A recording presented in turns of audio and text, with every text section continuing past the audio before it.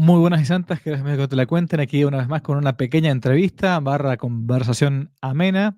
Simplemente esta vez la idea es conversar con alguien a quien tenía mucho tiempo de que quería traer aquí a esta casa.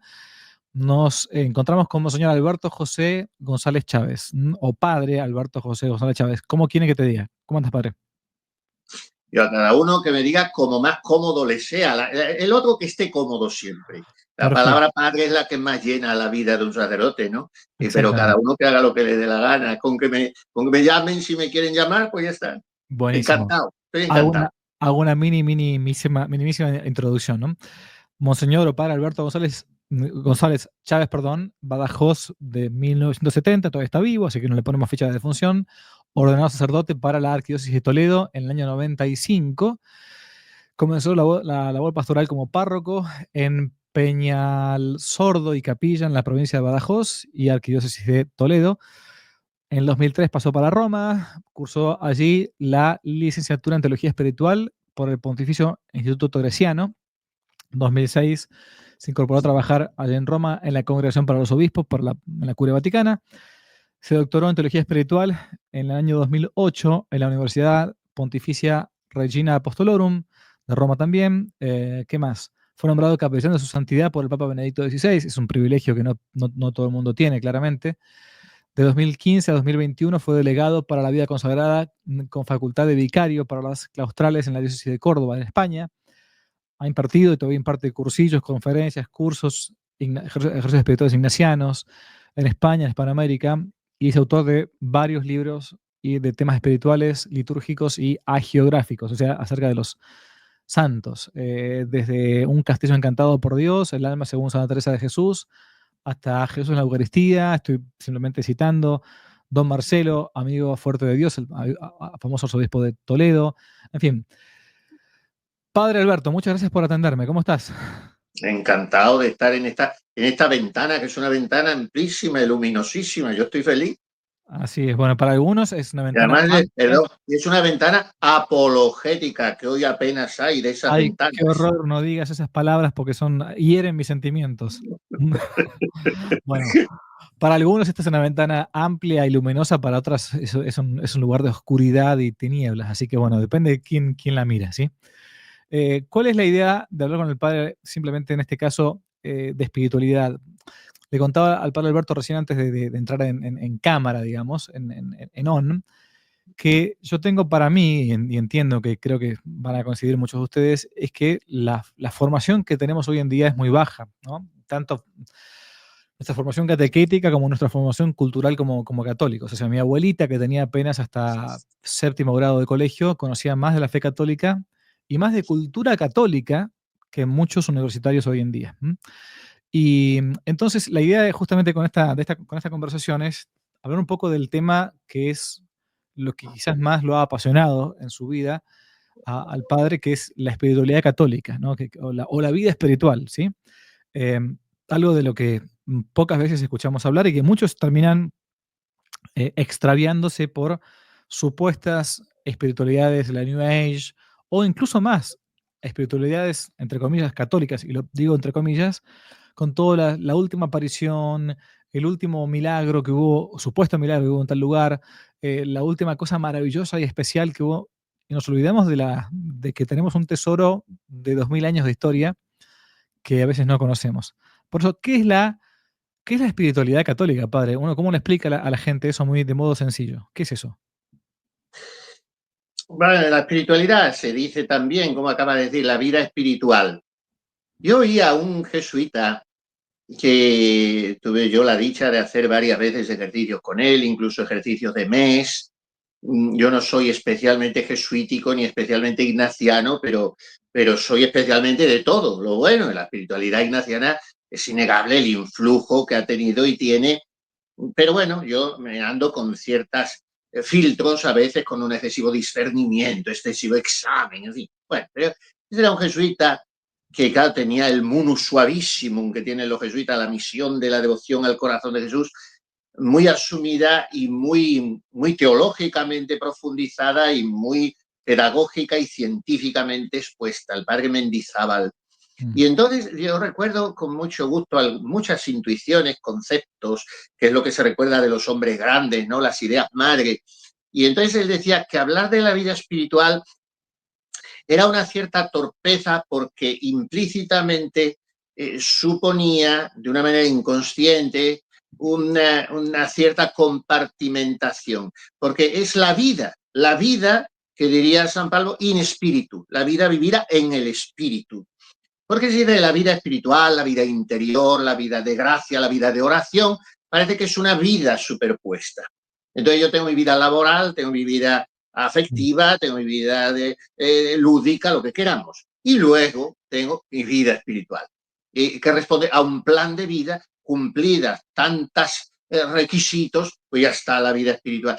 Entonces, bueno, no es que esté yo frontalmente en contra de esta nomenclatura, porque hay que entenderse vida espiritual, pero más bien la de un cristiano, toda es vida espiritual, no vida espiritualista, no vida escapista, no vida intimista, sino es su vida toda vivida en el espíritu, o sea, coloreada por y coloreada es muy flojo el concepto, movida, sostenida, impulsada por los dones del Espíritu Santo y por las virtudes teologales, cardinales. Esa es la vida espiritual. Ahora, dicho así, es un simplismo abrumador. Luego hay que explicarlo y según se quiera estudiar, pues hay que profundizarlo. Pero a veces lo que yo encuentro hoy que sucede es que con la vida espiritual, la vida de oración, pues se obvia todo el aspecto negativo y toda la cuestión. Hoy hay muy poca conciencia del pecado, incluso entre la gente de vida sacramental y de vida espiritual, entre comillas. Hay muy poca confesión frecuente, hay mucha abundancia de comunión atolondrada. Entonces todo esto significa una pérdida, una disolución, un desdibujamiento del sentido del pecado.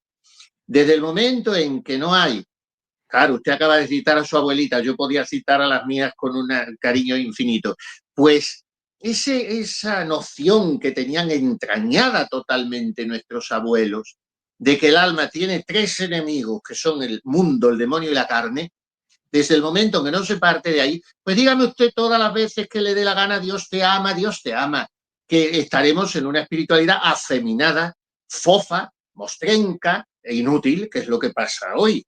O sea, para mí hoy hay tres enemigos, hay muchos más, pero voy a sustanciarlos así para empezar en tres enemigos de la espiritualidad de hoy que encuentro, hablando generalmente, muy inconsistente. Consistencia impulsada por los grupos absolutamente revisables y movimientos inquietantes que están proliferando hoy a nivel de pastoral. Una pastoral, repito muchas veces, muy afeminada, muy pueril y muy débil. Entonces, para mí, esos tres enemigos son la sensiblería en detrimento, no digo sensibilidad, porque la sensibilidad es una cosa buena, pero la sensiblería en detrimento de lo que constituye el alma la constituye su sustancia, pero de las dos manos que tiene el alma para actuar, que son la inteligencia y la voluntad. Esto es lo que hay que formar, porque la sensibilidad no es potencia del alma. Y hoy se apela casi solo a la sensibilidad, bueno, invocando las heridas de la historia de la persona que hay que curar, sí, todo eso es así, pero eso es un nivel psicológico, nivel afectivo, un nivel, si se quiere, incluso episódico y circunstancial, pero hay que ir al alma. Entonces, la inteligencia y la voluntad quedan ayunas totalmente. Por lo tanto, primer enemigo, la sensiblería, la inflamación de la sensibilidad. Después la novelería. El último que llega es el que se lleva el premio. ¿Quién conoce? No digo ya una base humanística, porque la metafísica no existe. Si no se parte de la noción del ser, todo es una fenomenología, lo que me parece, lo que resulta a mis sentidos exteriores. No hay metafísica y después no hay humanidades, no hay una formación. Yo no es que pretenda hoy un hombre renacentista, porque los programas de educación no son como para eso, ni mucho menos, pero en fin, unos mínimos. Entonces, no es la novelería, es el último santo canonizado express, es la última palabra del Papa, sea la que sea, aunque sea un estornudo, es lo último que aparece de grupo, de movimiento, que todos son modas también, y por tanto la novelería. Y luego hay un enemigo que a mí me da, no sé si risa, ternura, rabia o compasión, que es el maravillosismo. O sea, el cristiano neoconde hoy, el que se cree conservador de derecha porque se aplican esos conceptos equivocadamente, o tradicional, entonces tiene como un afán casi a veces morboso, enfermizo, de sensacionalismo, de apariciones, aunque sean apariciones cuyas circunstancias y mensajes no resisten el más elemental análisis metafísico, lógico, teológico y hasta estético. Porque repugna. O sea, primero que las apariciones no existen, pero en eso no vamos a entrar porque la gente se me escandaliza. Existen las visiones imaginarias o, en el mejor de los casos, intelectuales, que son las que no se ve nada. Pero las apariciones que se tocan, que besan, que van, que vienen, que hablan 40 millones de veces al minuto, no.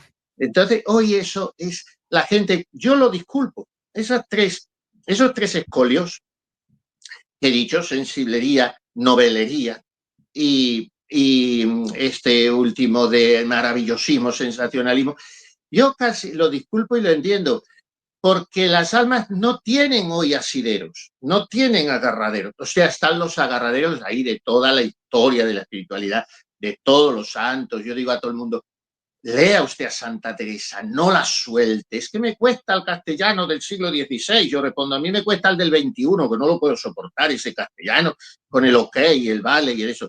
Pero lea a Santa Teresa, lea, en fin, miles de... Pero claro, no siempre puedes exigirle a la persona por su capacidad, por su itinerario, que sin guía pueda caminar sola. Y hoy guías, es verdad que hay muy poco, porque los que hay pues son víctimas del déficit tan grande de formación que hay en los seminarios y en el clero. Y bueno, esta es la situación, pero en medio de esta situación yo puedo decir desde mi experiencia sacerdotal, como usted y como cualquiera, que tratemos con las almas, que los milagros del Espíritu Santo son abrumadores y que el que habita en el cielo se ríe de los hombres porque se salta los medios. Pero claro, de vía ordinaria, los medios pues son necesarios. Y hoy los medios son muy escasos y muy pobres, hablando generalmente. Por eso, porque hay poca formación. Entonces, esta es mi visión. Pesimista, no creo, porque acabo de invocar al Espíritu Santo que renueva la faz de la tierra y que viene como un viento impetuoso y remueve los cimientos de la casa. Por lo tanto, pesimismo no hay. Pero la situación hoy creo que atraviesa una de las horas más bajas de la historia de la espiritualidad infacto. No, o sea, primero no hay una producción hoy espiritual, literaria, en fin, y luego no hay, veo yo desde mi observatorio, que al fin es reducido también, ¿no? Pero bueno, trato con gente de muchos lugares y tal. No lo veo yo, o sea, un despliegue de, pues como ha habido épocas en la iglesia, de un florecer imponente, ¿no? No me refiero solo a fundadores, me refiero a seglares, que hoy se dice laicos, que es palabra que me pone un poco nervioso, a seglares, a familias, a jóvenes. Yo quiero esperar y quiero creer y quiero ver que está empezando lentamente un resurgir, pero que ese resurgir se verá cuando se vaya dando un mentís a todas estas novelerías que han tomado demasiado terreno. Entiendo. ¿Cómo explicarle a la gente de modo sencillo las famosas y clásicas etapas, digamos, de la vida espiritual, ¿no? Lo que uno leía en los buenos manuales, por ejemplo, voy a citar algunos, no sé, en los textos de Poulain sobre las gracias de la oración, de Garrigou Lagrange, de Arroyo Marín, yendo digamos, a menos que esté esquematizado, digamos, ¿no? ¿Cómo explicarle a la gente estos dos caminos que existen y que no son contradictorios, por cierto, pero que muchos, me parece a mí hoy en día, a menos se quieren saltar el primero, el camino de la ascética y el camino de la mística, ¿no? Yo creo que entiendo que hay una falsa concepción de la mística hoy en día y muchos que quieren saltarse el camino ascético y pasar rápidamente al supuesto grado de unión con Dios. O sea, quieren correr sin haber todavía gateado, ¿no? ¿Cómo se explica un poco eso a la gente, lo que es la vida ascética y lo que es la vida mística? Para que, y a su vez, si podemos conversar acá de autores para que vayan leyendo, porque así como usted recién decía que ojalá lean Santa Teresa, buenísimo. Yo leí cuando tenía 18 años San Juan de la Cruz, a menos la subí al Monte Carmelo. eh, Habré entendido el 30%, pero lo que entendí fue espectacular y fue una cosa genial. Pero ¿cómo hacer para que se entienda cuando ni siquiera hay un sacerdote ha leído Santa Teresa muchísimas veces, ¿no? Porque han tenido una mala formación, y reitero, no porque sean malos, sino porque fueron a un semi, como decía Castellani, a un semi-asnario más que a un seminario, ¿no? Bueno, ¿cómo explicamos esto de la vida ascética, la vida mística a un laico, a un seglar, un laico cualquiera? Yo empezaría diciendo que tengo para mí que todo se sustancia en un cuarto de hora. En la vida todo se sustancia en un cuarto de hora. Y yo digo mucho a los jóvenes y a los no tan jóvenes, y me lo digo a mí mismo, que Dios nos libre de un cuarto de hora malo. Porque un cuarto de hora malo lo puede tener cualquiera y te vas al infierno por ese cuarto de hora o destrozas tu vida. Pero que Dios nos conceda cada día todas las horas buenas, pero sobre todo un cuarto de hora bueno. Hay un santazo español de los imponentes colosos que dio el santoral español en el siglo XIX. Ha habido dos siglos increíbles, el XVI y el XIX.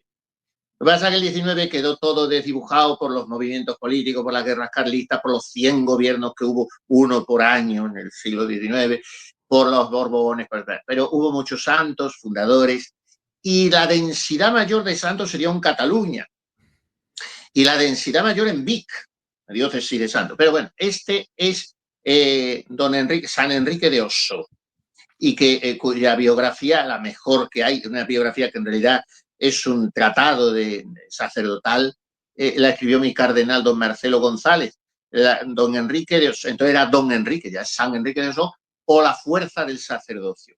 Entonces decía de sí mismo que estaba enteresianado, un hombre que se enamoró de la santa, la hizo suya de una manera, siendo sacerdote diocesano de Tortosa, me parece que era, y entonces captó el nervio de la Santa Madre de una manera increíble, sacó la revista teresiana, bueno, total, que él escribió un librito, El cuarto de hora de oración, el cuarto de hora de oración. Ese librito lo llevaban en su cesta a las verduleras, a la plaza, lo llevaba al carbonero cuando sabía leer ese carbonero, y lo llevaba el cura, y lo llevaba. En el siglo XIX fue un boom. Y la tesis de Osso es que el alma que hace, basándose en la santa, claro, la santa pide 2 horas de oración, incluso a los seglares. Que nos sufra el Señor que estemos 2 horas con Él, dice la santa. O sea, que nos aguante Él a nosotros, que estemos 2 horas. Por las dudas, Pero cuando el padre habla de la santa, es Santa Teresa de Ávila, la gran Santa Teresa de Jesús. Sí. es que yo creo, padre, que no es necesario la clarificación porque la santa es la santa. Las demás hay que ponerles el nombre. Bueno, total, que entonces dice la santa, dice Osso que dice la santa, que no lo dice así literalmente, pero en fin. El alma que hace cada día un cuarto de hora de oración no necesita demonio que la tiente. Entonces, ese es el problema hoy, que la gente, el breviario debajo del brazo, a lo mejor no rezan el rosario. Como yo digo, la Virgen en Fátima no dijo a los niños, rezad vísperas y laudes, no, dijo rezad el rosario. Y la gente, la lección divina, que es una cosa que viste mucho, luego no saben ni lo que es, pero en fin, pero la oración mental, que es donde el alma, antes de encontrarse con Dios, se encuentra consigo misma, trabaja en el conocimiento propio, que dice la santa, que importa infinitísimo, y es el pan con el que todos los manjares se han de comer. Bueno, pues ya empezamos mal. Si no se encuentra la persona con su verdad en la verdad de Dios, no es posible que esa persona vea la necesidad de la ascética, porque la ascética es purificación, la ascética es aquello que yo tengo una ejaculatoria que cuando veo una imagen de la Virgen, o no tengo tiempo a veces de pararme una Ave María, un acordaos que me gusta mucho, tengo con la Virgen un trato, le digo siempre, madre mía, quítame lo que me sobra y dame lo que me falta. Bueno, pues esa es la ascética, después no hay más. Quitar todo lo que sobra, que como decía Carlo Acutis, este muchacho, la vida espiritual es más restar que sumar, porque es verdad, a veces es, venga, plan de vida, suma y sigue, suma y sigue. No, primero limpia, porque como dice San Francisco de Sales, cuando el fuego entra en una casa, los muebles tienen que salir por la ventana. Bueno, pues esta base de noción, conciencia, de necesidad de la estética, como la primera de las tres vías a que usted se refería, porque son, yo soy poco amigo, he de decirlo, de una sistematización a priorística. Cada alma es un alma, la vida espiritual, la vida en el espíritu es muy amplia, pero bueno, tenemos que entendernos. Los grandes maestros han ido por ahí desde los padres del desierto, porque claro, los Garrigou-Lagrange son ya del siglo XX y los Philippon.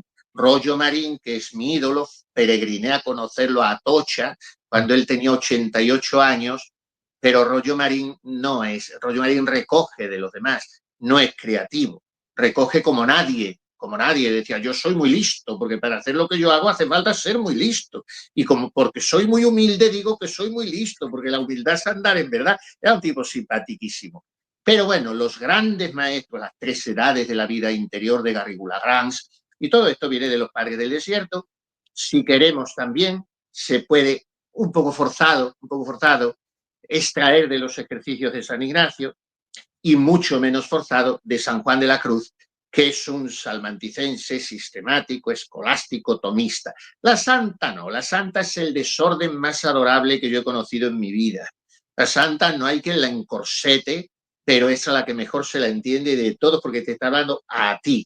Pero en definitiva, estos son los tres carriles, ¿no? La vía purgativa, ya lo dice el nombre, purificar, quitar, limpiar, despojar, revisar. Y luego la vía iluminativa. Claro, déjate ilustrar, déjate alumbrar, déjate enseñar.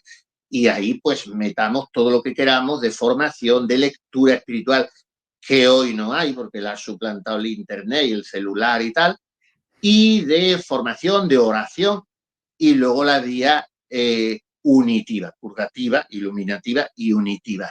La vía unitiva, y en parte ya la iluminativa, sería la mística, pero creo que el problema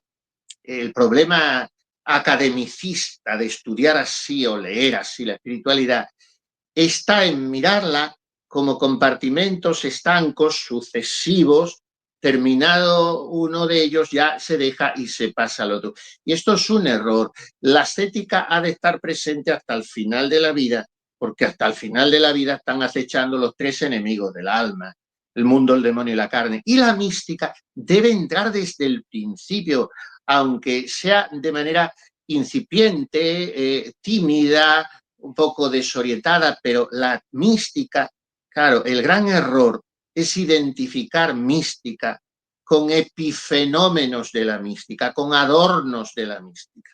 Esta alma es una mística, San Pío de Pietrelcina es un místico porque tuvo los estigmas. Los estigmas se pueden recibir en pecado mortal porque son una gracia gratis data, que no es para beneficio principalmente del que los recibe, sino del de los demás. Las apariciones, que como he dicho, no son tales, sino visiones imaginarias, locuciones, en las cuales la presencia de Jesús, de María, del Santo, es más real que la nuestra física, pero no es al modo nuestro físico. Ahora le doy a la Virgen medallas para que las bese y piense, pero ¿dónde vamos con eso? Si la Virgen trae al niño, el niño tiene 33 años, la Virgen no puede traerlo en brazos. Entonces son visiones imaginarias. Y todos esos epifenómenos, esas locuciones, en muchos casos, las visiones y locuciones no, pero otras muchas cosas son gracias, gratis date, no vamos a entrar en eso, pues son adornos, son escenificación, son aparato contingente que puede darse o no darse de la mística y que según San Juan de la Cruz es mucho mejor que no se dé y que si el alma lo tiene debe rechazarlo en la medida de lo posible y evitarlo por los peligros que trae consigo. San Juan de la Cruz, a quien llamamos el doctor místico. y rechaza todo eso. Pero, ¿qué es entonces la mística si no es eso? Que es lo que cree, desgraciadamente, la mayoría de la gente. Esto es un místico, esto es un místico. Bueno, Santa Teresita fue una gran mística. No tuvo gracias especiales, un par de cosas o tres raras en su vida. Por lo demás, se dormía en la oración todos los días. Su oración no era nada del otro mundo, hacía la pobre lo que podía, pero era un primor de caridad exquisita con sus hermanas, era la más amante del último lugar. Entonces, ¿qué es la mística? La mística es el predominio progresivo en la psicología, en la afectividad, en el modo de moverse de esa alma, el predominio no de sus movimientos, no de sus actitudes, de sus iniciativas, de sus criterios, sino de los dones del Espíritu Santo. Cuando el alma se va moviendo por la sabiduría, por el consejo, por la fortaleza, por el temor de Dios, por la piedad, dones del Espíritu Santo que vienen a fortalecer, a mover, a apoyar, a dinamizar las tres virtudes teologales, fe, esperanza y caridad, y las cuatro cardinales, prudencia, justicia, fortaleza y templanza, que son las 7 virtudes infusas. Esa virtud viene a impulsarlas los 7 dones del Espíritu Santo. Y esa alma, entonces, poco a poco, y sin darse cuenta ella misma, más bien se dan los demás, pues dice, vivo yo, pero no soy yo, es Cristo quien vive en mí, porque me va moviendo el Espíritu Santo. Y es una viejecita, como yo las he tenido en un pueblo, o es un hombre del campo que se pasaba el día rezando el rosario, o es una carmelita perdida, o es un enfermo en su cama, o es un niño, a veces. Y entonces tú dices, Digitus Dei y que aquí está el dedo de Dios. Esto es el Espíritu Santo. Esto no es explicable. Esto no es explicable. Que luego esa alma, en la 7ª morada, según Santa Teresa, según San Juan de la Cruz, no, yo soy más teresiano que San Juanista. Según San Juan de la Cruz, la 7ª morada, el alma queda confirmada en gracia. O sea, hay como una imposibilidad moral de pecar. Según Santa Teresa, ¿qué era el realismo personificado?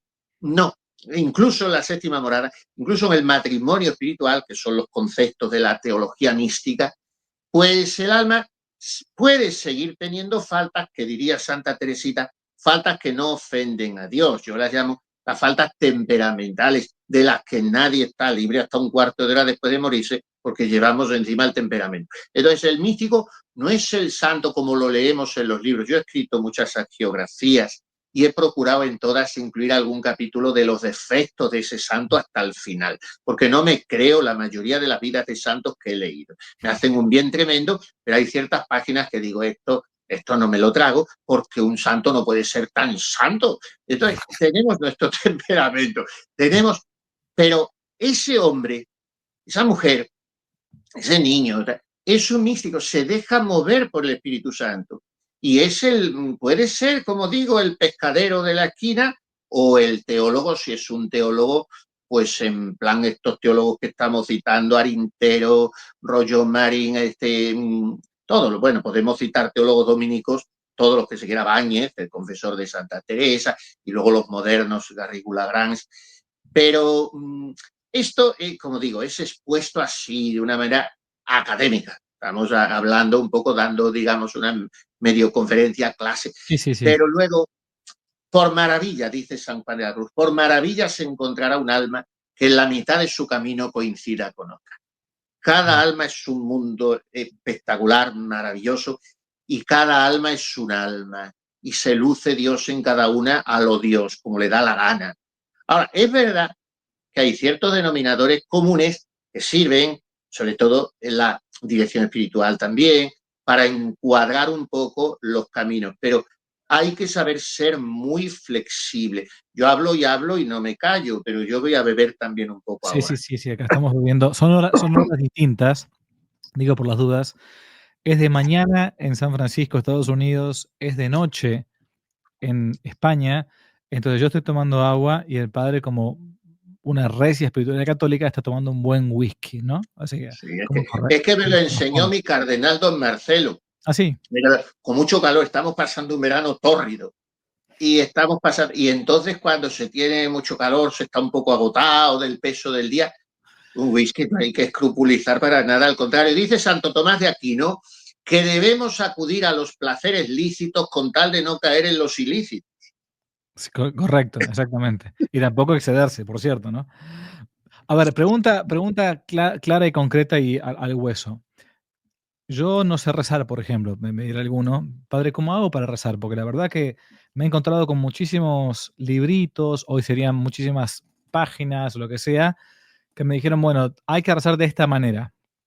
Eh, por ejemplo, lo que decía antes, la lección divina, la lectura pausada, rumiada de la escritura. Por ejemplo, usted tiene que rezar de los salmos, el breviario. Usted tiene que rezar leyendo un librito y meditando lo que dice ahí. Usted tiene que rezar con el rosario. Usted tiene que usar el rosario de la Divina Misericordia. Usted tiene que hacer la ejaculatoria, lo que sea.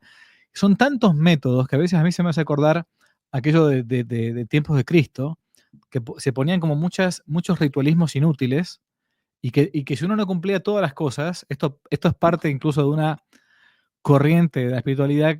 Alguna vez he hablado en este canal sobre la devoción moderna, pero bueno, no me quiero meter en concreto en ese tema, pero ¿cómo le explicamos a alguien sencillo, alguien que se acaba de convertir, pongámosle, o alguien que todavía nunca se convirtió, pero que sigue intentando buscar la conversión sincera, cómo hacer para rezar y por qué es necesario rezar? Porque la verdad que uno podría decir, bueno, ¿y por qué hace falta rezar? Yo obro bien y se acabó la historia, ¿no? ¿Por qué es necesario rezar y sobre todo cómo hacerlo, cómo rezar? Bueno, son dos preguntas. ¿Por Sí. qué? ¿Por qué? Hay una respuesta que da casi un poco de miedo, ¿eh? Mm. Bastante contundente, rotunda, abrumadora, del patrono de los confesores y moralistas, nada menos que San Alfonso María de Ligorio, tiene un librito muy pequeño que él dice que es el más importante de todos los suyos. Mire que tiene las glorias de María, la Sí, sí. práctica del amor a Jesucristo, no le digo nada al manual de confesores, la selva, yo lo recomiendo a todos los curas, selva de materias predicables para Mm. los sacerdotes, maravilloso. Y bueno, es increíble la producción de Ligorio. La, la práctica de la buena muerte, el ejercicio de la buena muerte, pero él dice que el mejor de todos es uno muy pequeño, el gran medio de la oración. Gran medio de la oración. Y él arranca de la doctrina tomasiana del doctor Angélico, en virtud de la cual la oración es infalible, infalible, si cumple estos requisitos. Claro, cuando uno termina de decir los requisitos, dice el otro, así cualquiera, ¿cómo no va a ser infalible? Es infalible, primero, cuando se pide por uno mismo, es otro error de la gente. Se cree que pedir por sí mismo es un egoísmo. Pero si la caridad bien entendida empieza por uno mismo, si yo no me salvo, no puedo salvar a nadie. Si yo no me santifico, no doy nada. Entonces, primero, el bien material ajeno antes que el propio, pero el bien espiritual propio antes que el ajeno. Por supuesto, después el ajeno. Pero entonces, primero pedir por uno mismo. Segundo, pedir gracias conducentes a mi salvación, no nada material ni temporal. Tercero, pedirlo con humildad. Y cuarto, pedirlo con perseverancia. Entonces, según esos cuatro requisitos, la oración es infalible. Y dice San Ligorio, el alma que ora infaliblemente se salva. El alma que no ora infaliblemente se condena. Esto es terrible, porque no está pidiendo las gracias para su salvación, a Mm. las cuales Dios nuestro Señor había aparejado esa salvación eterna, a esas gracias que el alma tenía que pedir. Entonces, primera pregunta, ¿por qué hay que rezar por eso? Para salvarte, para salvarte. Los devocionarios antiguos de nuestras abuelas, había una octavilla, un pequeño poesía de un franciscano del 16-17. ¿Yo para qué nací? Para salvarme. Que tengo de morir es infalible. Dejar de ver a Dios y condenarme, triste cosa será, pero posible. Posible, y río y duermo y quiero holgarme. Posible, y tengo amor a lo visible. ¿Qué hago? ¿En qué me ocupo? ¿En qué me encanto? Loco debo de ser, pues no soy santo. Bueno, el final de ese poema es plausible teológicamente, el principio, ¿no? Yo para qué nací, para salvarme. Realmente no es así. El hombre es criado para servir, hacer reverencia y alabar a Dios nuestro Señor. Y mediante eso salvar su ánima. ¿Yo para qué nací? Para dar gloria a Dios, después salvarme. Ujú. Pero bueno, esto es el porqué de la oración. ¿Y el cómo? Yo digo que como a cada uno le venga bien, como a cada uno le venga bien, pero creo que hay un método de oración que no debe ser despreciado por nadie, que es universal, que tiene la Sagrada Escritura, la lección divina, la oración mental, la oración vocal y la humildad, porque es la oración de las viejas, de los tontos, de los analfabetos, de los no teólogos y de los no modernistas y de los trasnochados. Y además, la que la Virgen, ya digo, nunca ha dicho rezar laudes, vísperas, llevar el breviario debajo del brazo, que eso da mucho tono, y llevar los cuadernitos de la lección divina, el rosario. Yo creo que el rosario es una escuela de oración que si se reza bien y también si se reza mal. Juan 23 decía que el peor rosario de todos es el que no se reza. Claro. Los demás ya están rezados. Bueno, pues yo le digo muchas veces a la Virgen, madre mía, ¿cómo será mi última hora? Los curas que estamos solos, me pondrán un pijama verde en una casa sacerdotal allí cuando haya perdido la cabeza, qué horror, en fin, no lo quiero pensar. Yo te lo entrego de antemano, pero sí sé que pase lo que pase, en la hora de mi muerte vas a estar allí porque te lo he dicho millones de veces en mi vida. Ruega por nosotros ahora y en la hora de nuestra muerte. Una vez, otra vez. Entonces, se ponen de moda cosas. La oración del corazón, el peregrino ruso, la oración por anélitos que decía San Ignacio, la repetición. Si eso es el rosario de toda la vida. El rosario en Occidente. Y encima es mariano, es escriturístico. Entonces yo creo que quien empieza por el rosario y lo sigue bien, termina por la mística. No te queda otra, porque la Virgen es esposa del Espíritu Santo y te lo va inoculando una vez, otra vez. Repito, para que les sirva de consuelo a los oyentes.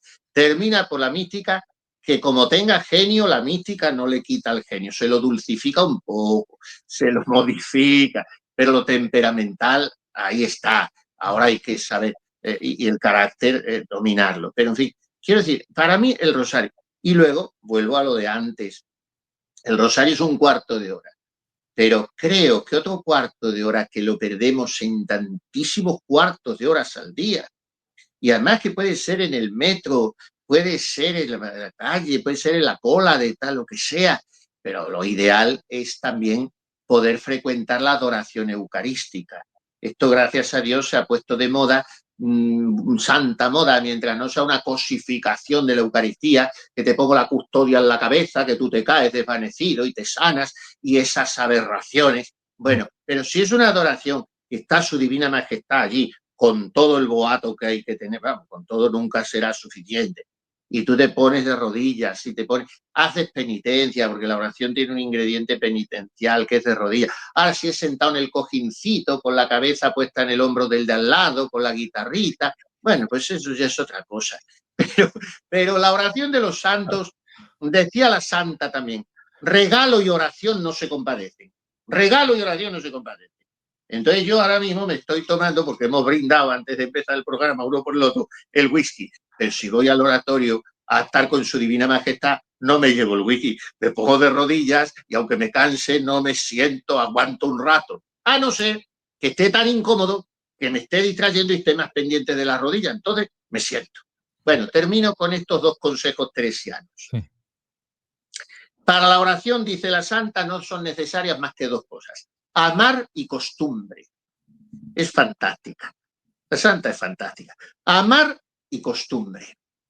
Entonces, para amar, tiene otra exclamación la Santa Madre que dice: oh Señor y verdadero Dios mío, quien nos conoce nos ama. Nihil volitum ni si precognitum, que decían los escolásticos. Nada se quiere si antes no se conoce. Entonces hay que conocerle, hay que formarse, entrar. Decía Santa Teresita que estudiaba en los evangelios el carácter de Jesús, que es impresionante. Yo estoy estudiando su carácter de usted en las reacciones faciales, gestuales, en el tono de voz, pero a Jesús es meterme en el evangelio y como un personaje más, como un personaje más. Entonces, Santa Teresa dice, para la oración, amar y costumbre. Y cuando se pone a hablar de oración, que habla de todas las maneras posibles, se supera a sí misma de esos chispazos que a veces tiene la gente cuando dice que no es otra cosa oración mental, a mi parecer, sino tratar de amistad, estando muchas veces tratando a solas con quien sabemos nos ama. Hay tres elementos ahí. Frecuencia diaria, estando muchas veces. Soledad. Yo no tengo que orar porque vaya con el grupo, porque vaya a escuchar los testimonios, porque me pongan la musiquita de fondo, no. Si quieres orar, entra en tu cuarto y ora a Dios que ve en los secretos. Entonces, estando muchas veces, tratar a solas con quien sabemos nos ama, pero lo sabemos por experiencia, pero también lo sabemos por fe. No lo sabemos porque me lo diga una vez y otra el curita con voz de carne de membrillo. Dios te ama, Dios te ama. Eso, bueno, bien, pero explíqueme. Ya lo sé, pero eso dura poco. Lo sé por fe. ¿Por qué Dios me ama? Porque cuando vino la pleroma, la plenitud de los tiempos, envió a su hijo nacido de una mujer, nacido bajo la ley, dio su vida por mí. Entonces tengo que saber lo que es la redención, lo que es el corazón de Jesús, no como una espiritualidad meliflua, sino formación. Y yo sé que ese Dios me ama en Jesucristo por el Espíritu Santo. Yo no puedo vivir sin saborear ese amor. A veces intentaré saborearlo y pareceré que tengo en la boca un pedazo de esparto, porque la sensibilidad no está a punto, iba a decir siempre, no lo está casi nunca, no está casi nunca, pero hay que perseverar. Bueno, pues eso. Sí. Una de las cosas que la gente quizás pueda preguntarse, padre, es cómo, cómo saber o cómo saber qué es lo que Dios me dice en la oración, ¿no? Bueno, o cómo uno dirá, ok, yo puedo rezar el Ave María, está perfecto, pero ese momento de oración mental, digamos, ya no vocal, el rosario es el eximio modo de oración vocal, obviamente, como el Padre Nuestro, la oración que Cristo nos ha enseñado. Pero esa oración mental que uno dice, bueno, puedo hablar como si fuera con un amigo, ¿no? Como diría Santa Teresa.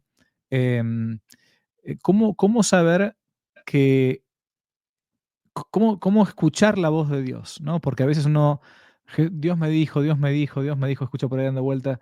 Bueno, ¿cómo saber que es Dios y cómo saber que no es el demonio, a su vez? O cómo saber que no es mi autosugestión, o así como cuando uno era pequeño jugaba con una especie de amigo invisible.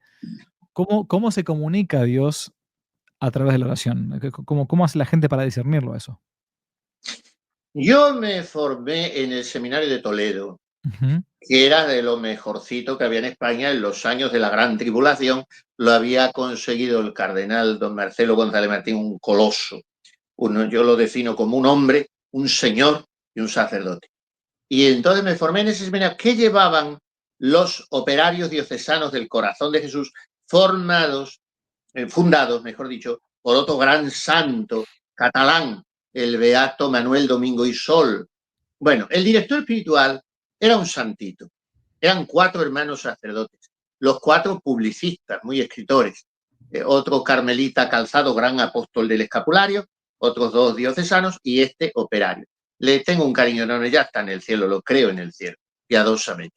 Y entonces cuando a veces estamos en la capilla con los fervorines de seminarista, claro, y todas las cosas de principiante con su romanticismo idealizado, pues él tenía la sencillez de un niño, pero no dejaba de tener la experiencia de un anciano, que ya lo era. Y a veces nos daba un poco en el hombro y decía, te espero fuera para ver el resultado de esto. Porque claro, en la capilla todos oímos la voz de Dios y todos nos sentimos envueltos en esos delicios místicos o pseudomísticos, en esos efluvios.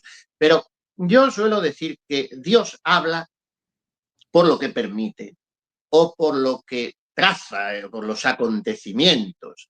Entonces hay que ir viendo yo no soy amigo de decir, lleva esto a la oración y saca la conclusión. No, no es que no la vas a sacar.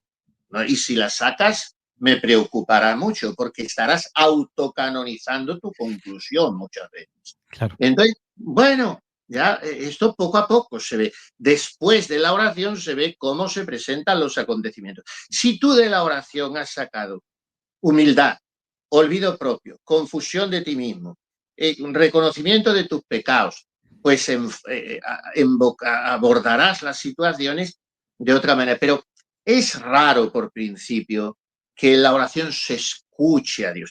Por eso hoy hay tan pocas vocaciones.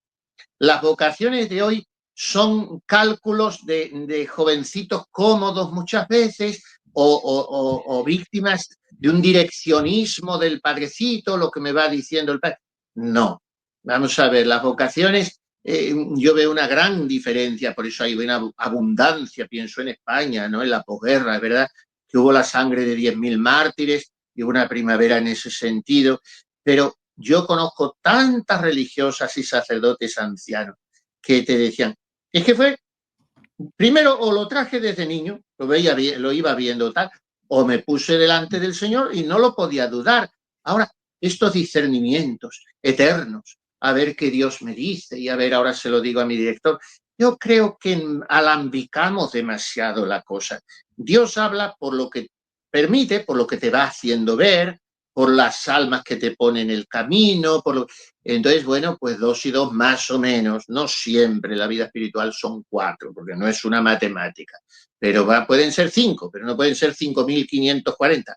Entonces, más o menos, creo que la oración es dejarse hacer por Dios, dejarse ablandar. El padre Mendizábal ya lo he citado, yo no pertenezco a una fraternidad de sacerdotes que tiene, ni pertenezco a nada. No, puedo hablar de todo porque no pertenezco a nada. Pero el padre Mendizábal, pues decía que eso era como el bacalao noruego, ese muy salado, así de gordo, buenísimo. Lo hacen aquí, yo estoy cerca de Portugal, son los que mejor hacen el bacalao del mundo. Pues, pero yo solo digo a ellos, no presumáis de bacalao porque es noruego. Bueno, pues viene en salazón, ¿no? Entonces, para cocinarlo hay que meterlo en remojo, pero a veces no faltan 24, no bastan 24 horas, son necesarias 48. Bueno, pues eso decía el padre Mendizábal, que es la oración, ponerse en remojo el propio corazón duro, los propios criterios egoístas, ponerlos en remojo en el corazón de Jesús. Y luego ya sale uno esponjado, ya sale de otra manera, viendo las cosas, lo que antes te inquietaba, te perturbaba, te dolía, te alteraba, ya te resbala un poco, no del todo, porque de la oración no sales hecho un ángel, ni insensible, pero te va cristificando y te va divinizando sin deshumanizarte.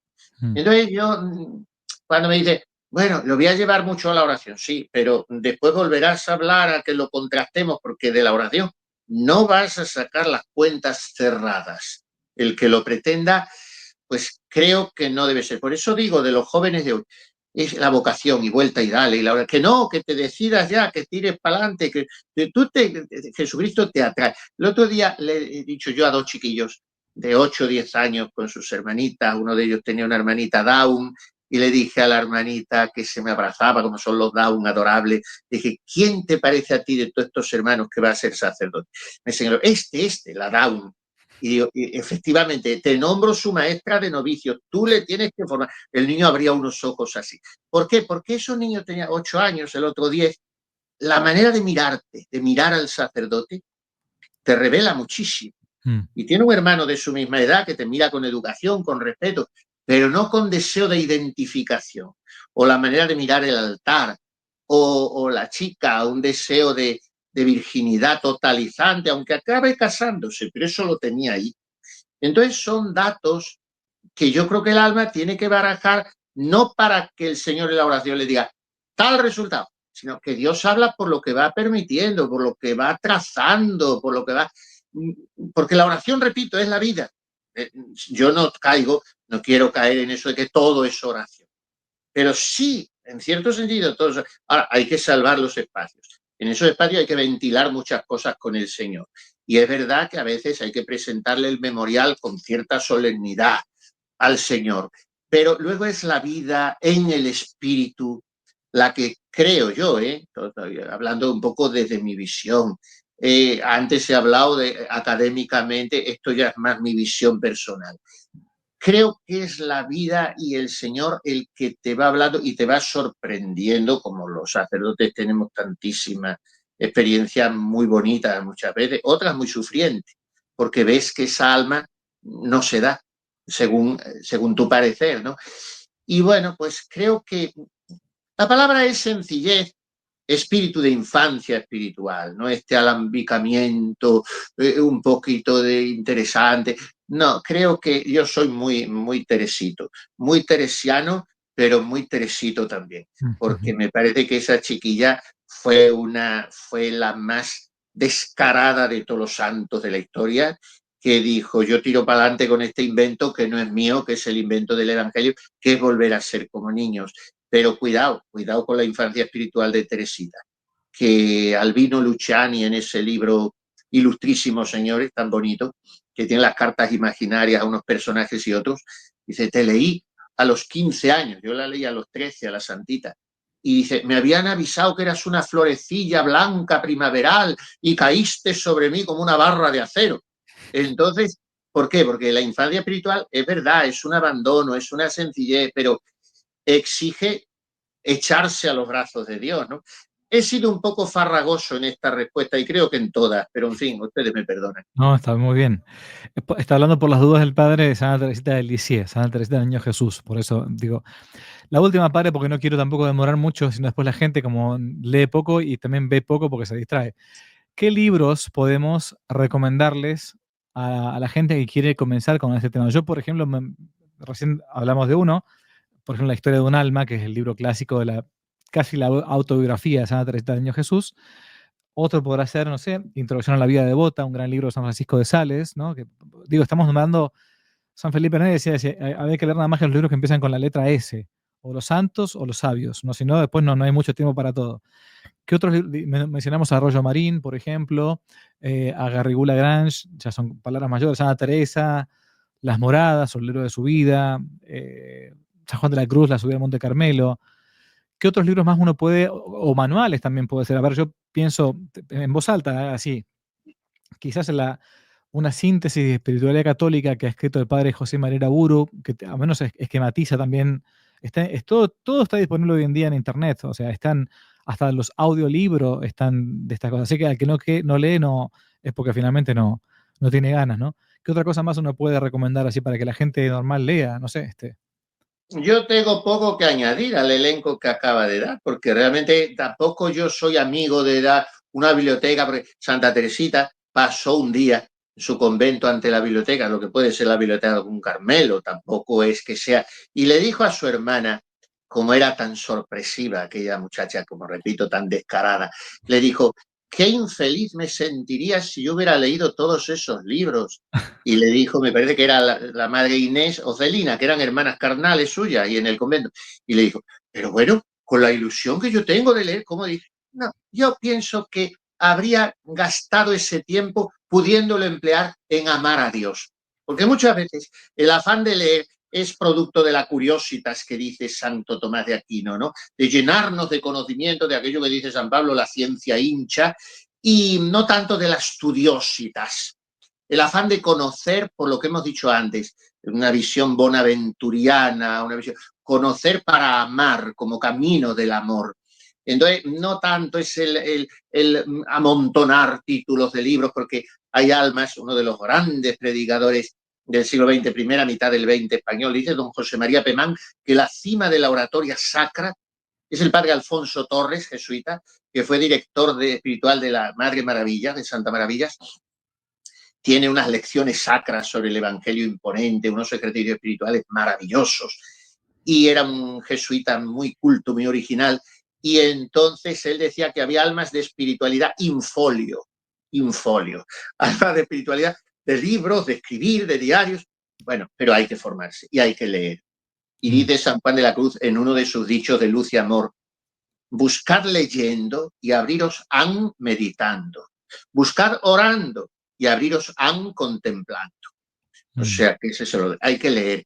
Pero yo creo que el elenco lo haga muy bien. Ahora, por supuesto, la Sagrada Escritura, todo el claro. Nuevo Testamento, las epístolas de San Pablo, y luego el Kempis. Yo el Kempis no lo obvio nunca, porque el Kempis, mi abuela me decía cuando yo tenía 8 o 9 años, y tenía un Kempis pequeñito, lo leía desde siempre, y decía, hijo mío, el Kempis se abre por donde sea, siempre te sale lo que necesitas.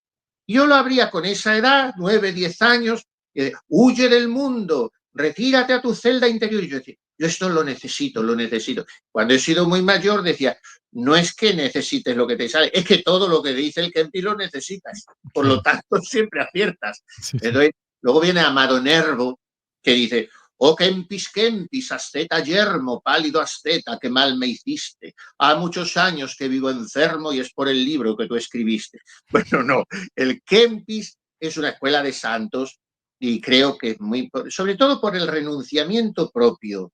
Santa Teresita llegaba a casa de sus tíos, el farmacéutico Isidoro Berén, y le decían, libro segundo, capítulo 7, y lo decía de correcto, lo sabía de memoria, era increíble.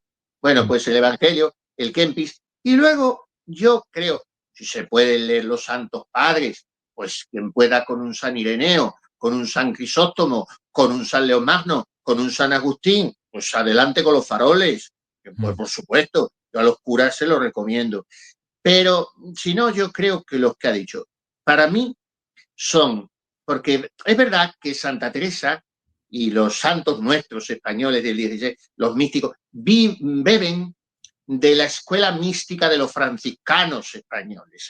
Hay 3 tomos en la BAC, místicos franciscanos españoles, Fray Bernardino de Laredo, extraordinario, Fray Francisco de Osuna, el de los abecedarios espirituales, que tanto ayudaron a la santa, Fray Diego de Estella, Fray Juan de los Ángeles, los triunfos del amor de Dios, la conquista del reino de Dios. Son además deliciosos, un castellano delicioso.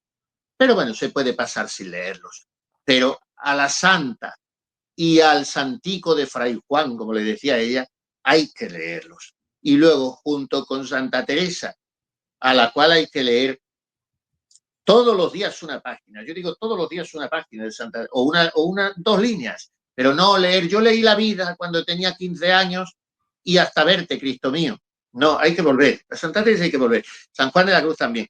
Y luego yo añado San Francisco de Sales con la Filotea, la vida devota, que yo a todos los seglares se lo recomiendo, y el Tratado del Amor de Dios. Y luego yo siempre recomiendo mucho también a San Ligorio. Sobre todo la práctica del amor a Jesucristo es delicioso.